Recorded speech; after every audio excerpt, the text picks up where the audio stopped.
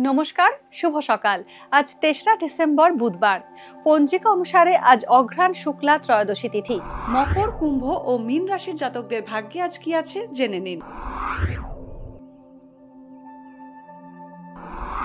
মকর রাশি, আজ পুরনো আত্মীয়দের সঙ্গে যোগাযোগ বাড়বে। শরীরের বিষয়ে যত্নবান থাকুন। অবিবাহিতদের বিয়ে সম্বন্ধ আসতে পারে।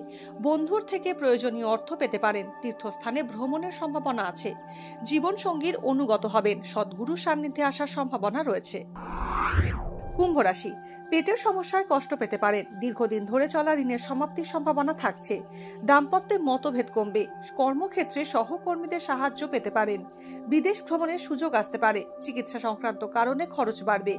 দীর্ঘদিনের শত্রুতা মিটে যাবে।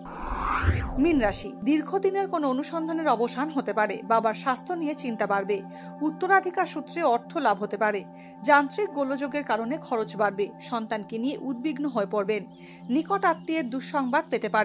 দূরে ভ্রমণ হতে পারে।